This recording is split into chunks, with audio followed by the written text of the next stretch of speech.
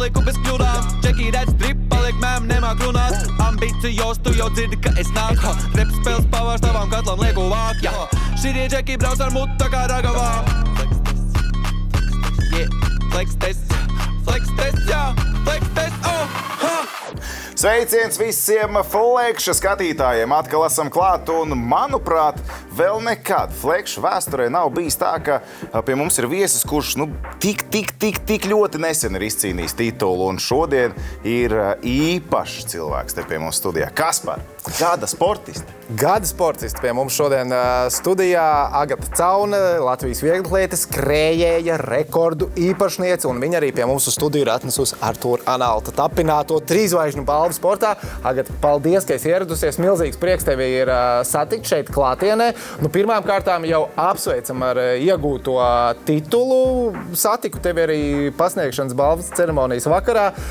Šķita, es patiešām patiesi pārsteigtu par šo apbalvojumu. Tā arī bija, vai ne? Jā, tas tiešām bija liels pārsteigums, kad mans vārds tika nosaukts. Tās skudriņas, kas skrien pār ķermenim, ir neaprakstāmas, un esmu tiešām pateicīga par šo apbalvojumu. Bet vai tad tiešām nebija aizdoms, ka tā varētu notikt, jo tu saki tik ļoti pārsteigti? Vai tiešām nebija sevi, ka kāds jau čukstē teica, Klau, mēs tur balsojam par tevi, tev tur, zin kā, arī viss tur tajā balsojumā, tu esi līderos kaut ko tam līdzi. Nebija nekāda vispār aizdoma? Īpaši aizdomas nebija, jo es jau biju nominēta starp lieliskām sportistēm, kas iepriekšējā sezonā ir parādījuši labus rezultātus, un katru bija pelnījuši šo apbalvojumu. Tad runa bija jādomā uzreiz ejot uz skatu. Jā. Nu, tajā brīdī stresiņš lielāks nekā gatavojoties sacensībām vai arī tomēr sacensībās lielāks stresiņš pirms starta? Viennozīmīgi tur bija lielāks stresiņš. Tu ej it kā domā, ko tu teiksi, bet tu nostājies, tad ir tāda melna bilde. Bet es vienkārši runāju no sirds tajā mirklī, ko vēlējos pateikt, to arī pateicu. Un vēl par to Toms tev jautāja, vai nebija tā nojausma. Es iedomājos, ka tā ceremonija tuvojās, tu ieradies, tev droši vien kāds ierādīja vietu, kur ir jāapsēžās. Tev neviens arī neteica, ja gadījumā tu ej uz skatu, tad tu ej pa šeien. Nē, tā nebija nekā tāda. Ok, labi, skaidrs. Kāds zināja, kur balva tad ir jāņem? Jo tur viņas tik daudz bijis tās skatos salikts. Vai tur tā viens punkts, ko es tagad jāņem? Viens punkts bija. Bet es sēdāts vienkārši nezināju, kur jāiet. Labi, man jau neviens to balvu nekad nedos, bet tas tā. Pat kalvīts pie 3, tik viss ir iespējams. Agat, kāds bija tev tas aizvadītais gads? Pašai vairāk lieliski rezultāti, rekordi ir krituši arī Latvijas. Tev tas pašai bija pārsteigums, ka tas gads tev tik veiksmīgi padevās, vai tev likās, ka ir jābūt ārā, ka tiem rezultātiem tiešām ir jāsprāgst un viņi varētu būt tādas klases, kādus tu uzrādīji? Viennozīmīgi tas gads bija pārsteidzošs arī man, bet jūnija sākumā, tad, kad es skrēju Eiropas komandu čempionātā un izcīnīju pirmo vietu, es jūtu, kad forma ir ļoti laba, bet tu jau nekad nezini, vai tas izdosies, kā tu sacensībās nostartēs, kā ķermenis jutīsies. Bet pamazām būvējot sev, labi izplānojot sezonu, tiešām izdevās sasniegt labus rezultātus. Pastāst, kā tā sezona būvējās, kāds ir tas plāns gatavojoties sezonai? Tieši par iepriekšējo sezonu mēs runājam. Kas sastāv treniņu plānu? Vai kaut kad nāks kaut ko koriģēt? Kāda ir tā sezonas uzbūve vieglatlētam? Vieglatlētam ir tā, ka treneris sadarbojas ar sportāžu. Tas ir ļoti svarīgi, kad viņi abi divi izrunājas, saprot, mēs saliekam galvenos mačus. Apmēram, kad tas sanāk, kurā brīdī apmēram tas lēmums ir? Tas pagājuši gadu notika pēc ziemas sezonas. Tu februāra, marta nostartēs, atgriezos atpakaļ no Turcijas, man bija brīvs.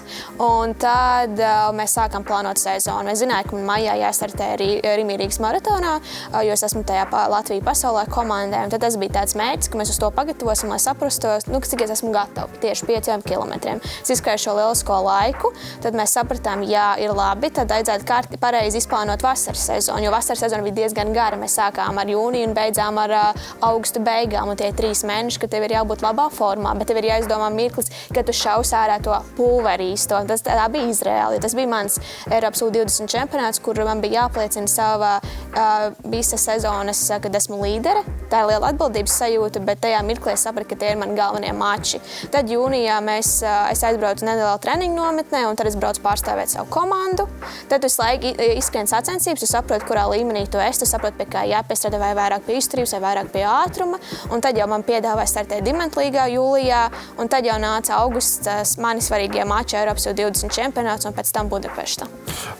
Tagad sezonai, kas ir tikai priekšā, lielā vasaras sezona plānošana arī vēl tikai notiks, vai tev tavā galvā jau ir ieskicēti tie galvenie starti?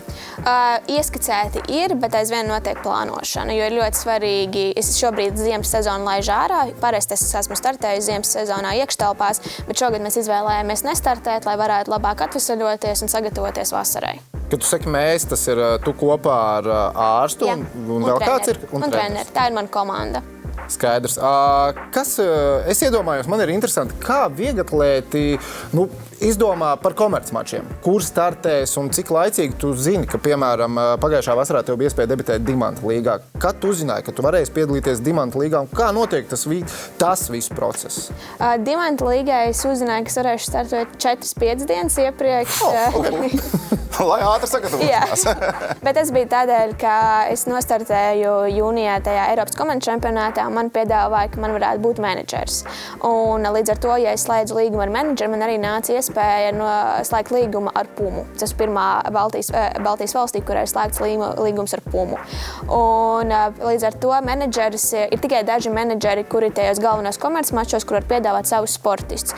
Līdz ar to, kas bija labi nostartējusi Eiropas komandu čempionātā, man deva iespēju startēt šajā Dimanta līgā. Un menedžers man piedāvāja, un es domāju, kāpēc gan neizmantot šādu iespēju pirmo reizi debitēt tur. Un jā, tā bija lieliska pieredze tur būt. Bet pārsvarā, ja tu gribi startēt augstu līmeņu komercmačos, tev ir nepieciešams menedžers, jo menedžers tev tur dod iespēju. Viņiem ir tādi piedāvājumi. Sanāk, ka šobrīd tas iepriekšējais gads, tu saki menedžers, un tātad sponsoru un tā tālāk, tad visi diezgan strauji iet uz augšu. Pieminēja Puma vēl klāt, ir vēl tāda stiprāka interese parādījās tieši kurā brīdī no sponsoru puses arī? Puma jau bija pirms, tad, kad es izskrēju Eiropas komandu čempionātā, bet pēc Eiropas komandu čempionāta es pieņēmu lēmumu, kad es slēgšu ar šo firmu līgumu. Bet, ja tu slēdz ar šo firmu līgumu, ir ļoti forši, ka viņi ir pretīm nākoši, ka viņi sākumā iedod izmēģināt tev apavus, jo man ir tāds sporta veids, ka apavi ir pats svarīgākais. Un 2 nedēļas iepriekš pirms līguma parakstīšanas es izmēģināju šos apavus, un tikai tad, kad es sapratu, ka man patīk manai pēdai, visām locītām, ka es skrienu, ka es jūtos ērti, es slēdzu līgumu. Cik tad apavus tu vari sezonā ņemt no viņiem, vai cik vispār izmanto apavus un cik bieži viņus maina? Citi saka, viņi maina pēc noteiktiem kilometriem, bet man tā nav. Es mainu tad, kad es jūtu, ka apavs sāk deformēties, ka tu jūti, ka viņš ir nodils, kad tiešām nav jēga, tu vairāk traumē kāju nekā kaut ko iegūst, tad es mainu šos apavus. Tavā gadījumā tas ir cik ilgs posms? Es teiktu 2 mēneši tie ir. 2 mēneši. Bet tad, ja tev vēlas ļoti lielu kilometrāžu, tad ļoti ātri noskrienās botas, jo tā zola kļūst plānāk, jo tu viņu nodzen. 2 mēneši man un Tomam sporta apaviem tie visticamāk būs 0 metru kilometrāžā. Cik tev 2 mēneši ir kilometrāžā? Es teicu visticamāk, Tom. Nedēļā apmēram tie ir 100 km, un ja ir lielāka bāze, jau tie ir 120, es teiktu, vidēji mēnesī 400 km ir. Tātad, rupi rēķinot 800 km vienu apavu pāri. Par apaviem es tikko aizdomājos par pasaules klases sportistiem tieši skrējējiem. Droši vien viņi arī ekstra klases sportisti dažādās reklāmas kampaņās piedalās konkrētas apavus reklamēm. Es iedomājos, tie apavi, kas ir pasaulē labākajiem skrējējiem, viņi ir tieši tādi paši, kā es varu nopirkt veikalā, vai tomēr ekstra klases atlētiem apavus pielāgo kājai un tirzniecībā laiž tādus vienkāršākus? Es esmu dzirdējusi, kad viņiem ir pielāgota apava. Arī man iedot šādu iespēju, ja es jūtos diskomfortabli savās, kas man ir iedota apava, viņi man pielāgo zoli. Bet šādu iespēju vēl neesmu izmantojis, jo es jūtos komfortabli, bet pārsvarā elites skrējējiem, viņiem ir pielāgota zola. Viņiem tur pēdēji pat speciāli taisa, ka tādu kā ieģipsē tavu pēdu un tad pēc tās izveidot to zolīti. Bet es domāju, ka tirzniecībā ir tie universālie, tā, kas ir visiem vienādi. Par šo balvu, trīzvēžu balvu sportā, tātad tu viņu saņēmi nedēļu, vēl nav pagājusi. Kas ir mainījies tavā dzīvē? Ir kāds telefons zvans, varbūt bijis menedžers, priecājās, bija pārsteigts, neteica, mums tagad tādas iespējas pavarās. Menedžers bija priecīgs, apsveica mani. Man ir ārzemju menedžers. Es viņam izstāstīju, ka ir Latvijā tāda balva, viņš ļoti priecājās par to. Varbūt ir lielākā mēdīju uzmanība, bet ļoti patīkams, kad Valmierā, manā dzimtajā pilsētā, pie veikalā vai uz ielas pienāk cilvēku un apsveic. Tas bija ļoti patīkami. Un arī vakar es ciemojos Valmieras uzņēmumā, nevis Valmieras, bet viņi tur strādā. Valpro viņi man uzdāvināja tādu, tas ir laikam eļļas kanniņa, jā, un tad ar uzrakstu gada sports. Tas bija patīkami, kad vispār apsveic tevi.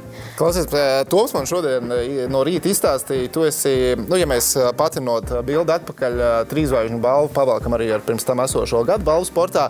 4. vieglatlēta Latvijas vēsturē, kas saņem šo apbalvojumu. Un tā kompānija ir, teiksim, augstākā klasa Laurija Kaunietis, Radevičs un Prokopčuk. Neuzliek spiedienu tev pašai šie uzvārdi, kas ir vieglatlētikas zvaigznes Latvijā bijušas un ka tu esi pievienojušies šai elitārajai kompānijai. Un liekam papildus vēl klāt, ka pirms 20. dzimšanas dienas sanāk, kad dabūja balvu un vienīgā sportistē gan dāmu, gan kungu konkurencē, kas tajā vecumā ir spējis iegūt jau gada sportists titulu. Wow! Kā ir tagad? Ir pagodinoši. Protams, tā ir liela atbildības sajūta, bet priecājos, ka mani rezultāti un to, ko es parādīju pagājušajā sezonā, tika novērtēti. Diezgan piezemēts. Es esmu pat dzīvi tāda piezemēta. Es esmu priecīga ikvienam, kas man apsveic un uzmundrina, bet man patīk būt piezemēta. Es arī uz jebkuriem startiem, tāpat kā es Eiropas U20 čempionātā, man uzdeva mēdī, vai tu gāji ar tādu nevis augstprātības sajūtu, bet tu zināji, ka tu esi pārāk par citām. Nē, nevienā brīdī es negāju ar tādu domu, jo jebkas var notikt. Viss ir trenējušās. Es gāju uz startu ar domu tādu, es izdarīšu savu darbiņu. To, ko mēs ar treneri bijām izdomājuši, kas man ir jāizskrien, piemēram, 5000 metros, mēs fokusējamies labot Eiropas U20 rekordu, čempionāta rekordu. Un tas bija tas mans mērķis, uz ko es gāju. Es neskatījos, kas notiek apkārt, bet fokusējos tikai uz sevi. Tev ir savi iecienītākā disciplīna? 5000, 3000? Jā, 5000. 5000. Kāpēc tieši 5000 tev patīk vislabāk? Salīdzinot ar 3000 metriem, 3000 metri jau ir jāsāk no paša sākuma. Tu nevari tā sākt mierīgi un kāpināt. Tur uzreiz ir jāskrien prom. 5000 metros tev jāsāk visu pakāpeniski. Tāpat arī 5 km šosejā. Tas man patīk daudz labāk, vai pat 10 000 metru. Man patīk ilgāk, un tas var mierīgi kāpināt augšā tempiņu. Pagājušajā vasarā skatoties sacensības bija šur tur, ka varēja redzēt, ka tu sāki jau no paša sākuma, neskrēji visam pa priekšu. Kā tas vispār notika? Kā sagatavo vispār to plānu? Kad, kur, kādā tempā un kā pie tādas idejas nonāca? Vispār runājot par Budapeštu, bija domāts, ka būs distancē temps, kā bija otrajā skrējienā. Pirmajā skrējienā mēs sākam skriet, un tāda sajūta bija tāda, ka mēs tūlīt apstāsimies. Reāli viņas nometa tempu, viņas uzskrēja 50 metrus to līkumu un sāka mest nost. Es domāju, kas tagad notiksies.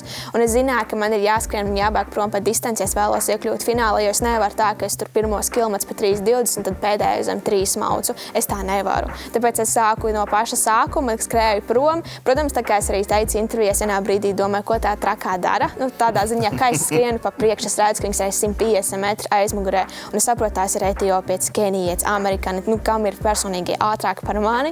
Bet es cīnījos, kā varēju, un esmu priecīga par to, kas man sanāca. Nē, šovu tu paņēmi sev konkrēti. Mēs visi jau pie TV ekrāniem bijām ārkārtīgi sajūsmā par to. Bet vispār par tām distancēm, kā tu nonāci tieši pie šīm konkrētajām distancēm, kas tev tā kā tīk pie sirds? Vai tu esi mēģinājis kaut ko citu vēl iepriekš? Kad tu tā kā fokusējies tieši uz šīm distancēm? Sākumā pirms 10 gadiem es vienkārši sāku nodarboties vieglatlētiku veselības apstākļu dēļ. Sākumā es darīju visu, kā jau visi skrēja, lecu, grūdu, metu, bet tur nebija man dotības, es tik ātri nespēju skriet vai tik tālu aizgrūst. Un tad treneri izdomāja, ka varbūt pamēģināt garējās distancēs. Un tad es tiešām jutos tur komfortabls. Protams, lēnām sāku sev būvēt. Nebija tā, ka pirmajās dienās, ka es jau skrēju pa priekšu, nē, bet sāku lēnām, un tas bija man šķiet Latvijas čempionāts iekštelpās, ka es izcīnīju pirmo vietu. Tas man priekš manis bija liels pārsteigums, neviens to negaidīja, un es sapratu, jā, tas man sāka aizraut, ka es svāru, ka iekšā, kad es jūtu, ka man sanāk, tā pamazām sāku sev būvēt un skrienu.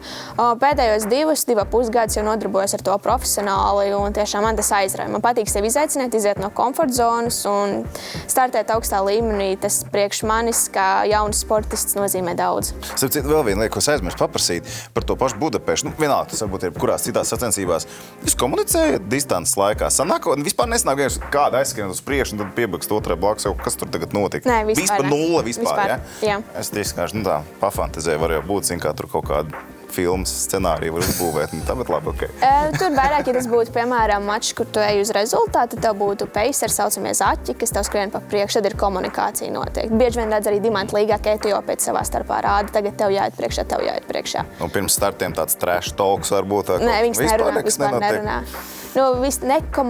Viņas ir tādas, ka viņas nekomunicē. Tieši runājot par afrikāņu sportistiem. Tu viņas ej apsveikt, tā apsveikšana no viņa puses ir ļoti vēsa. Reāli, viņas tā, tā. Ietur distanci. Un visatraisītākās tādā gadījumā? Tas ir Eiropietis, vai amerikānietis, vai austrālietis, jo man pēc starta Budapeštā pienāca klāt meitenes, kurām es sekoju sociālos tīklos, ka viņiem ir 120,000 sekotāji, ka viņas ir ļoti labi skrējējas, un viņas pienāk pie manis. Tas man bija liels šoks un pārsteigums, bet patīkams pārsteigums. Tad tas vaibiņš tur ir labs, tās draudzīgs kopā. Ja mēs par vieglatlētiku un skriešanu tieši runājam. Runājot ar tevi, tagad rodās tāds priekšstats, tu saki, tev distance patīk, sākt lēnām, tev patīk prātīgi visu izdomāt, bet tev ir tikai 19 gadi, jo projām no kurienes tev tāda nosvērtība un tāds miers, jo cik mums ar Tomu ir izdevies ar gados jauniem sportistiem runāt, parasti mēs bišķiņi jūt to jaunības, nezinu, ne azartu, bet tādu naivumu pat gribās teikt, vai ne, ka liekas, ka visi jūri ir līdz ceļiem. Runājot ar tevi, tu liecies tādu ļoti piezemētu. No kurienes tas nāk? Ģimene, treneri, skola? Es domāju, ka ģimene ir treneris, jo man jau ir, es ar treneri jau daudz gadus sadarbojos, un tad jau viņš ir daudz ko man iemācījis un izstāstījis, kā vajag sevi savākt rokās stresa situācijās, ja tā varētu teikt. Jā, un tā būtu arī ģimene. Tiešām ģimene ir palīdzējusi to nosvērtību dabūt, jo lai neskriet laikam pa priekšu, būtu mierīgai, tāpat, kad bija jāpieņem tas lēmums Budapeštā. Tas bija sāpīgs lēmums pieņemt, ka tu neizēsi startu, tu saproti, tas ir fināls, tā ir lieliski iespēja, tev ir tikai 19 gadi. Bet tad tu arī saproti tos otrus plusus un mīnus, jo man pateica 2 scenārijus, man bija pašai jāpieņem lēmums. Neviens tavā vietā nepieņēma lēmumu. Un tas, kā jaunam sportistam, ir grūti pieņemt to lēmumu. Tu saproti, vai tu tā kā gribi spiest uz maksimumu, un tu saproti pēc tam uzreiz sekas, vai labāk piebremzēt, ar augstu paceltu galvu, izlikt ārā postu, ka tu neskries un nedoties uz šo starta līniju. Tu vari atgādināt, kādēļ bija jāpieņem šis lēmums?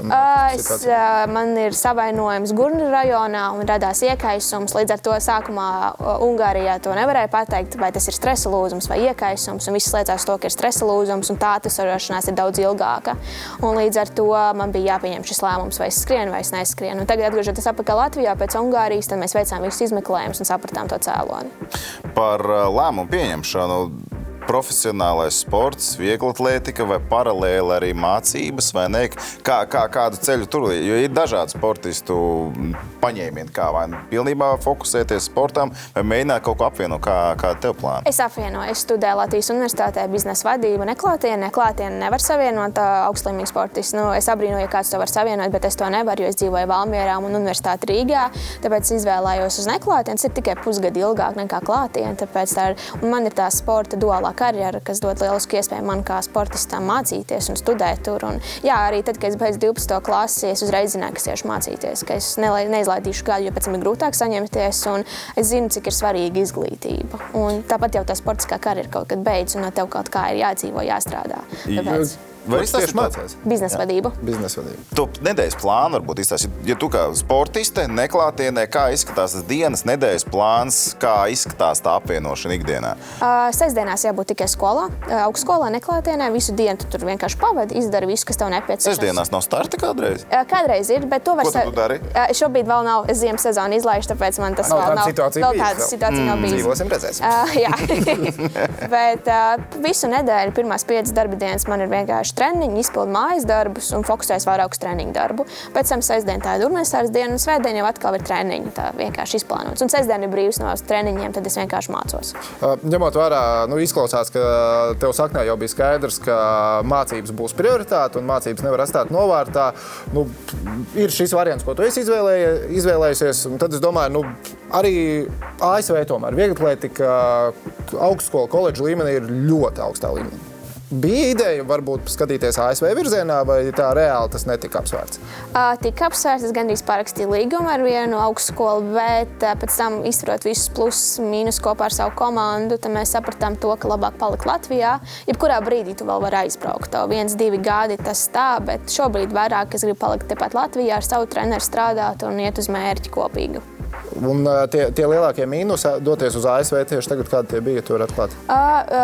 Pirmkārt, tu esi prom no mājām, ilgs laiks, visa tā vide, kas tev jānomaina, tas pašs ēšana, uzturs, tas ir ļoti svarīgs, mans kā skrējumi tīpaši.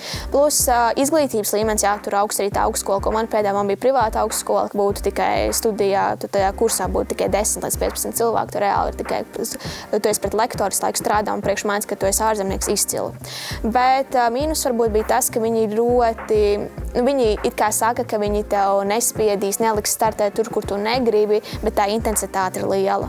Ir ļoti svarīgi izplānot sezonu, kur tu startē, kad tu startē, kad ir tev tas pīķis, jo arī pārāk daudz mači tev var izdzīt, un tu īstajā brīdī vairs nespēj parādīt īstus rezultātus. Respektīvi, droši vien tāpat tu gribētu koncentrēties uz kaut kādiem Eiropas pasaules čempionātiem, lielajiem sporta fórumiem, bet tu būtu spiesta pārstāvēt arī augstskolu. Jā, tur tie NCA, jā. Skaidrs.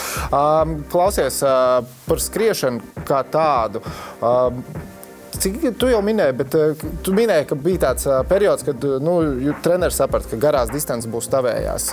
Bet kad tu pati sev tā noticēji, ka šis ir tas, ar ko es gribu saistīt dzīvi, tas ir kas vairāk kā tikai pēc stundām, kur izlikt enerģiju skolēnam? Tas bija Tallinā, Eiropas U20 čempionāts, kur startēja pie 2 gadus vecākiem junioriem, ka man izdevās izcīnīt 2. vietu. Tas bija šoks pašai. Āķis lūpā, jā? Tad arī bija tas, ka tu saprati, ka tev tiešām sanāk. Tu startēji Latvijā, tu startēji labā līmenī, arī Baltijas mačos es startēju ļoti labā līmenī, bet tad, kad tu aizbrauc uz Eiropu, kur ir visas Eiropas valstis, tad es sapratu, man tiešām kaut kas sanāk un startēt pie vecākiem, wow, tas ir tiešām kaut kas. Tu pieminēji ēšanu iepriekš, un vispār ņemot vērā vieglatlētiku, cik svarīgi ir ēšana tādā, protams, arī dopings un vispārējais, lai tur nebūtu. Tu pati sev gatavo? Kas? Vēlams. Pati sev gatavo vai tev gatavo? Kā tas vispār notiek, lai saprastu īstā pārtika, pareizās devas un lai nebūtu kaut kas pēkšņi pārkāps netīšām mazums? Es pārsvarā esmu konsultējusies ar uzturu speciālistu, viņi ir salikusi man plānu, jo vairākas konsultācijas tu esi iegūst to pieredzi, tu saproti, kas tev ir nepieciešams, kurā īstā periodē, kas tev ir jāēd.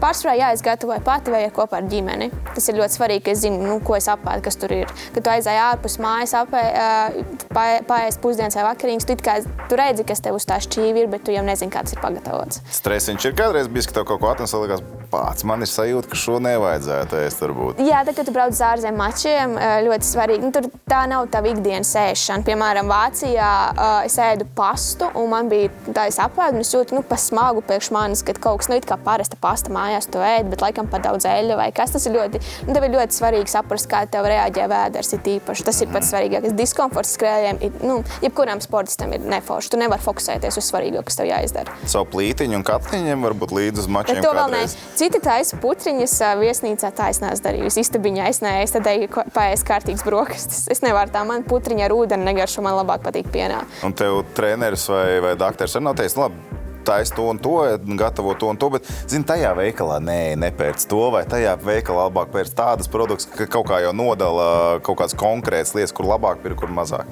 Tā īpaši nē. Man ir ārsti tikai ieteicis nemaini savu uzturu 2 vai 3 dienas iepriekš, tā kā tu esi ēdusi, neko tādu, neapēd neko lieku, bet tā, ka viņš pateicis, kas man jāpērk, to viņš nav teicis. Kā ir ar uzturu pašā sacensību dienā? Iedomāsimies, tev ir starts vakarā, tas uzturs ēdienreiz tad droši vien atšķirās, vai ne, no pārējām dienām? Vairāk ir ogļhidrāti, tu mazāk ēd, piemēram, šķiedrvielas vai proteīni, it kā tu ēd tāpat to proteīnu, olbaltumvielas, bet vairāk fokusējas uz ogļhidrātiem. Pārsvarā ir tā, ka tu paēd brokastis, un tad tev ir vieglas pusdienas, tad ir starts, bet Vācijā bija tā, ka starts bija 10 naktī, tur reāli visi 3 ēdienreizes jāpēd, tev ir jādomā, ko tu ēd. Un tad gan te baigi ir jāpiedomā. Bet tā, ja pārsvarā ir dienas otrā pusē, tad jau tu zini, brokastis ir tādas putra, piemēram, man ļoti garšo putra, un tad pusdienas tāds ļoti viegls tie rīsi, parasti pliki, varbūt nedaudz gaļa, bet nekāda salāti īpaši, nē, tur vairāk tiešām ogļhidrāti, lai tev ir enerģija. Vai pat man ļoti garšo kafija, un tā ir ļoti svarīgi izdzert pirms starta kafiju. Izklausās, ka tu nepāsti. Man būtu sarežģīti. Jā, Putra un rīsi. Izvilkt līdz vakaram būtu jau grūti. Bet Kur nu vēl kafiju noskriet? būtu iespējas padzerties. Un kā tu sev palutini? Kas ir tev našķi? Man ļoti garšo šokolādes kūka, tāda lietas. Bet es tāpat kā jebkurš cits sportists iekļauju uzturā jebkādus našķus. Tas ir enerģijas iegūs vieta. Tu pirms skrējiena tev lielāka enerģija. Tu vari izdarīt daudz vairāk. Tas ir normāli. Es nepiekrītu šīm, ka tu izslēdz pilnībā no uztura. Es tam nepiekrītu. Tu pēc finiša tev ir jau noteikts, es tagad sasniegšu to un to. Ja es izcīnīšu to un to, es eju pat taisno pēc šokolādes kūkas, pat taisno pēc finiša, es eju pat taisno pēc, es nezinu, kebabu aiziešu, apēdīšu, man ļoti, vai kaut ko tam līdzi. Ja bija uzsiks kādreiz, atceries, viņš gatavojās cīņai, un beidzās cīņa, viņš pat taisno pēc kebabiņa klāt, jo viņš nebija ēdis tur mēnešiem. Tev arī kaut kas tam līdzīgs, ka tu uzliec savu, es iešu un darīšu tā, ja es izdarīšu to un to. Tāda mērķa man nav, nē. Es pēc tam sev apbalvoju, jā, ka es tur aizēju kārtīgi paļu arī pēc skrējiena, tev ir jāpāēd, jāatjaunojas, jāuzņem visas uzturvielas, bet nē, tā nē. Ok. Par sportu un elkiem. Bieži vien cilvēks, kad nonāk savā sporta veidā, viņam ir kāds elks.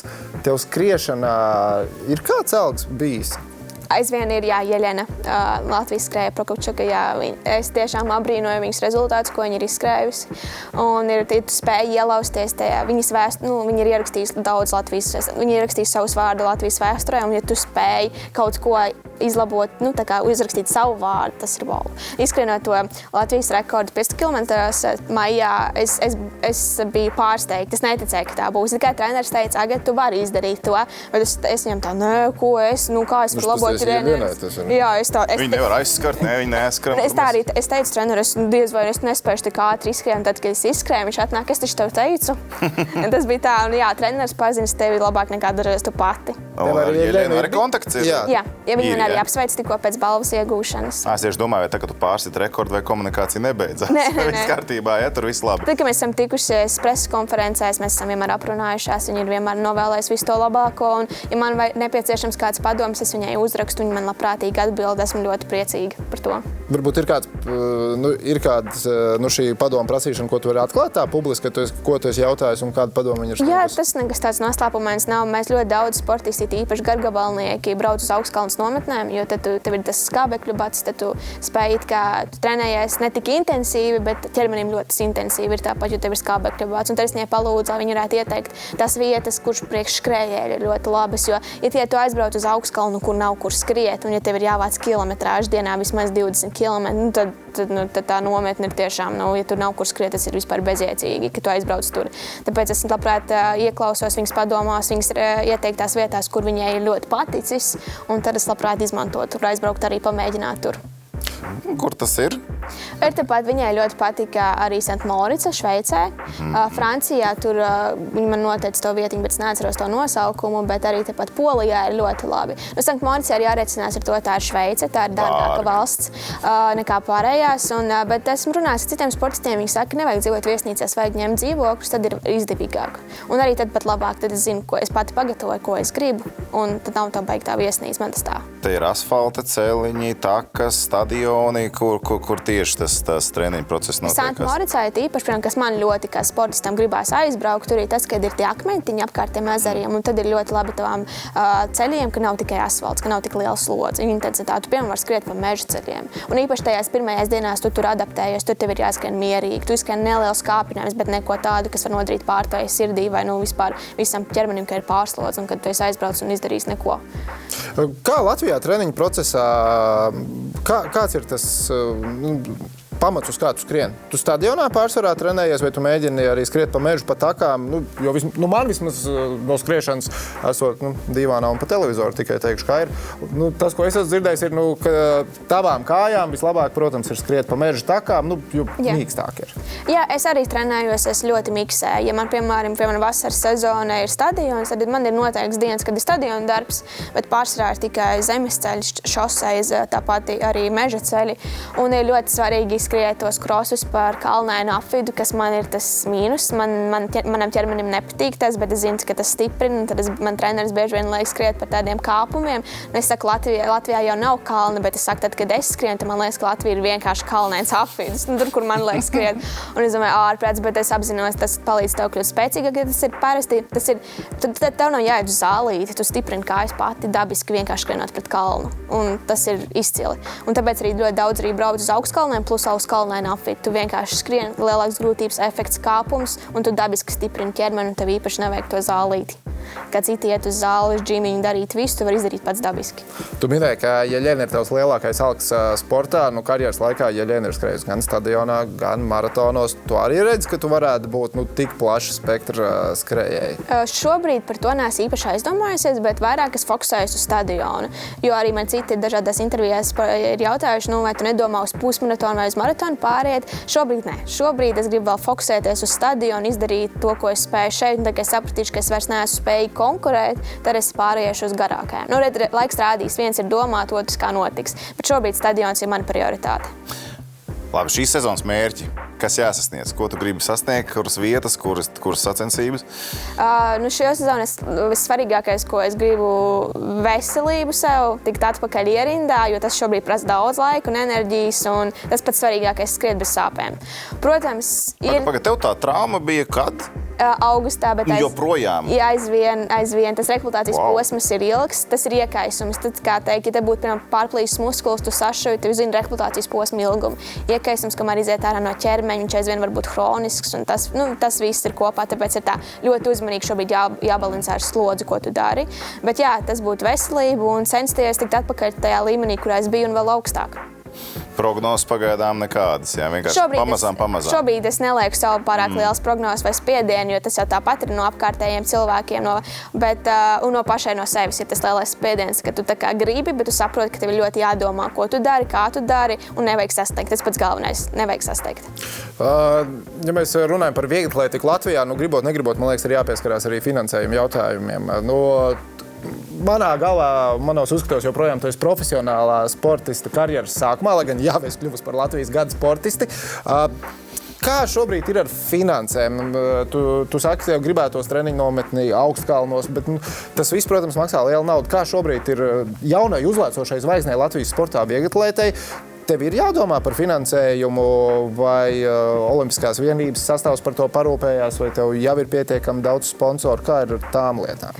Protams, finansiālais aspekts ir ļoti svarīgs, ka tu brauc uz nometnēm, jo parasti tu brauc 2 cilvēki, tu un treneris. Tas uzreiz 2. Ja tu gribi līdz fizioterapeitam, tas ir 3, un tev ir ļoti jādomā, kad tu brauksi, un tas finansējums. Šobrīd, kas man ir pietiekams, un esmu pateicīga par to pašu, bet man ir ļoti labs tas, ka man ir savus sponsors, respektīvi Puma, kas piedāvā ASV treniņu nometnes aizvedīt, un tad man ir viss bez maksas. Tas ir ļoti liels atsvars, kad es zinu, kad es drīkstu braukt uz Ameriku, ka man tur viss ir nodrošinās. Pirmkārt, treniņu grupa, sparinga partneri ar visu. Tur ir pretī Pumas treneris, kas tev palīdz un veido tev treniņu plānu kopā ar tavu treneri, jo tavs treneris jau pazīst daudz labāk tevi nekā tas, ko tu tagad iepazīsti, to jauno treneri. Bet jā, kopā finansējums tiešām ir jādomā, bet par to, kas man pietiek. Man ir ļoti atbalsta pašvaldība, tā kā es sūdzēties nevaru. Cik apmēram ir budžets sezonai? Šobrīd vēl nav apstiprināts man, tā kā es nevaru. Bet iepriekšēji, apmēram, cik tev sanāk, tēriņi, lai tu varētu visur piedalīties tur, kur tev bija plānots, dzīvošana, viss apmēram, tas salikus kaut kādu ciparu kopā, cik tas tev izmaksāja? Man bija 8000. Tas bija. Bet es neesmu tik daudz braukājis uz nometnēm. Man ļoti tas atsvars, ka Valmierā ir ļoti laba infrastruktūra, kas var sagatavoties turpat. Šogad varbūt ir mērķis vairāk pabraukāt par nometnēm tieši uz augstkalniem, pamēģināt, vai manam ķermenim tas strādā, tad uzreiz ir kaut kas cits, bet pārsvarā sagatavoties es Valmierā varu. Un Valmierā es pieņemu, ka manēžai tu sastādi savu treniņu plānu.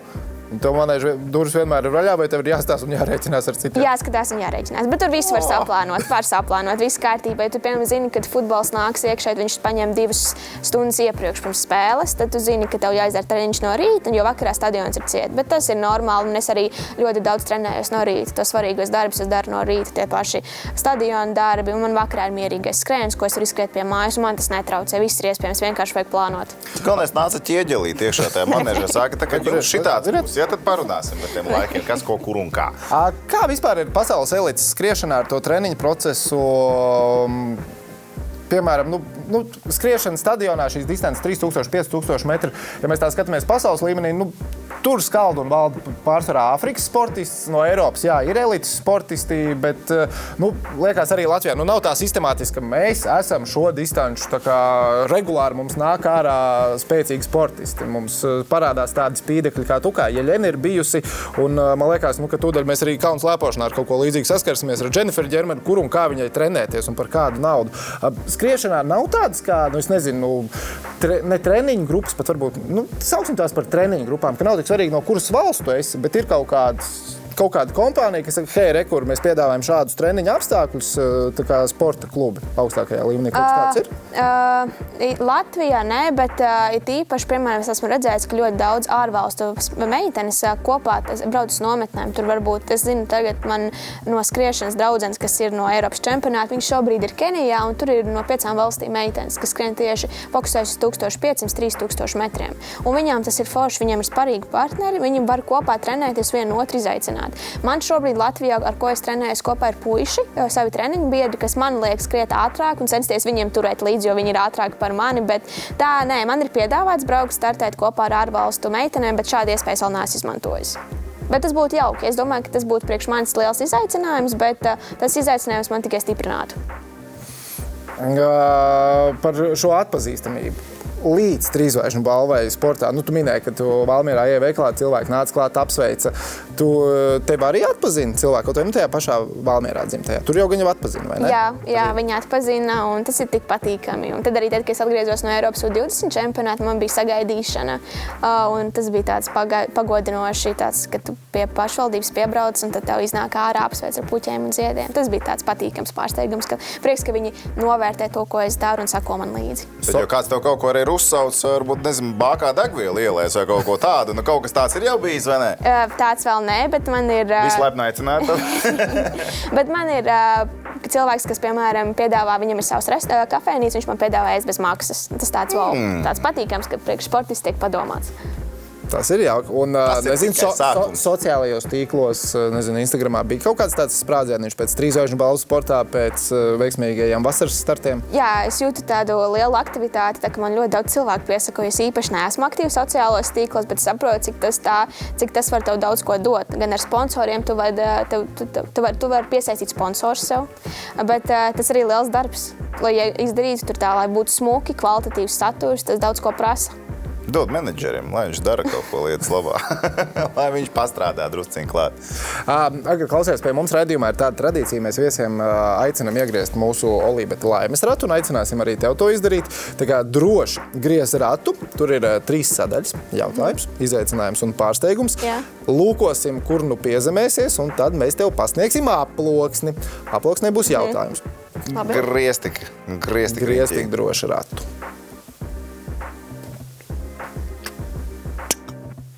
Tā smalki. Pārsteigums. Precīzais pārsteiguma jautājums. Lūdzu. Paldies. Es nezinu, varbūt kādreiz aploksnēm būs arī tāds fizisks. Nauda? Varbūt. Nekad nav bijis līdz šim. Sarūpēs. Droši taisi vaļā un skaties, kas tur iekšā. Man šķiet, ka šonedēļ arī būs pārsteiguma jautājumi. Neticami. Mūzika, kuru tu klausies pirms starta un kādu mūziku tu klausītos skriešanas laikā? Pirms starta es bieži vien klausos Mesu, Latvijas reperu Gačo. Viņam ir labas dziesmas tādas, kas dažreiz pat trāpa. Ar viņiem īstie vārdi ir tāds. Mesu vai Gačo? Mesu vairāk, bet Gačo jau ir tāds interesants. Man patīk arī viņš. Kādu mūziku tu klausies skriešanas laikā? Imagine Dragons. Tās dziesmas arī tīk tevi uz.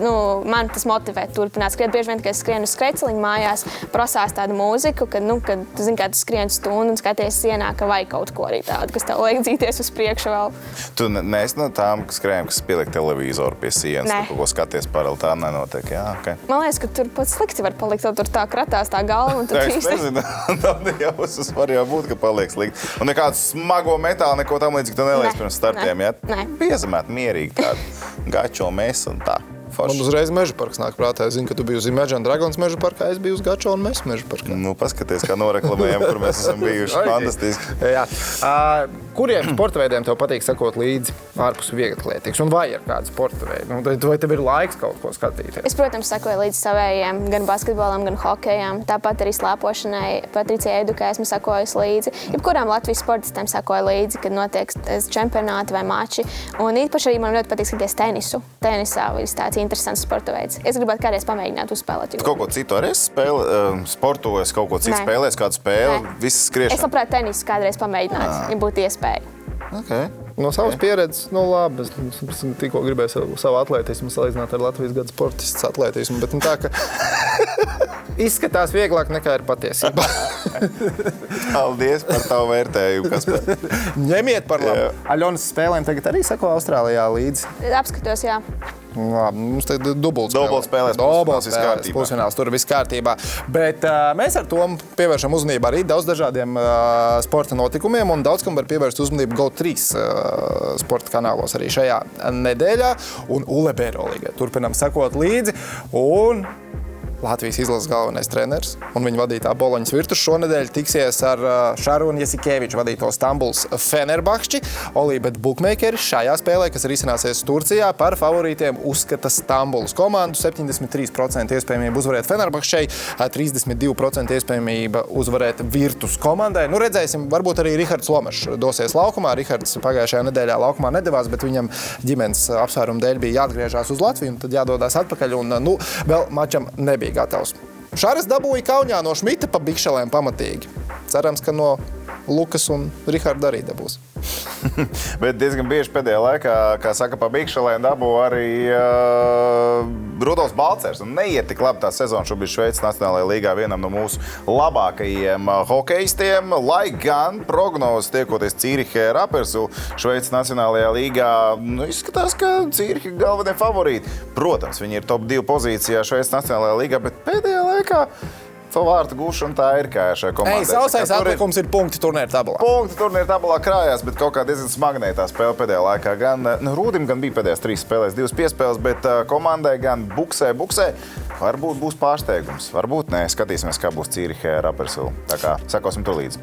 Ja kāds šorīt skatījās 900 sekundes pirmdien un skatoties uz mani, domāju, Kaspars tāds samiegojies izskatās. Es amerikāņu futbolu skatījos. Tuvojās arī tur sezonas kulminācija. Superbols vairs nav vairs kalniem, tikai 4 komandas turpina cīnīties par šo prestižo sporta trofeju. Un Olībet bukmeikeri arī ir izteikuši savus prognozes, kuras tad no 4 komandām ir galvenās favorīts. Un pati galvenā favorīta San Francisco 49ers, 40% iespēja viņiem, Baltimore's Ravens 34%, Kansas City Chiefs 21% un Detroit's Lions 11%. Kāpēc par Detroit ir šajā sarakstā iekšā? Tāpēc, ka viņi ir starp 4 komandām. Labi, bet viņi vispār, kad viņi pēdējo reizi tik tālu tikuši? Tad, kad Eminemu neviens nepazina. Eminemu neviens nepazina. Eminems šeit stadionā vēl nebija ticis tajā laikā. Es vēl Pamperos staigāju. Paldies par precizējumu. Bija ļoti svarīgi. 32 gadu atpakaļ Detroit pēdējo reizi tik tālu bija aizpildīts. Spēcīgi iztēle vienkārši. Okay, paldies. Bet es ceru, ka Detroit izdosies tik līdz Super Bowl. Mēs par underdogiem, par pārsteigumiem. Jā, bet šodien Fleksī mēs vēlreiz sakam milzīgi paldies Agitai, ka atnāca ciemos. Apsveicam tevi ar pelnīti iegūto 3 zvaigžņu balvu sportā, lai izdodās veiksmīgi ar iekaisumu tagad tikt galā un lai tad arī visi sezonas plāni piepildās. Paldies jums, Lēls! Flex test, sezono noliku bez kļūdām. Džeki redz drip, paliek mēm, nemāk runāt. Ambīcijos, tu jau dzirdi, ka es nāku. Rep spēles pavārs tavām katlam lieku vāk. Šitie džeki brauc ar mutu tā kā ragavām. Flex test, yeah, flex test, jā, flex test.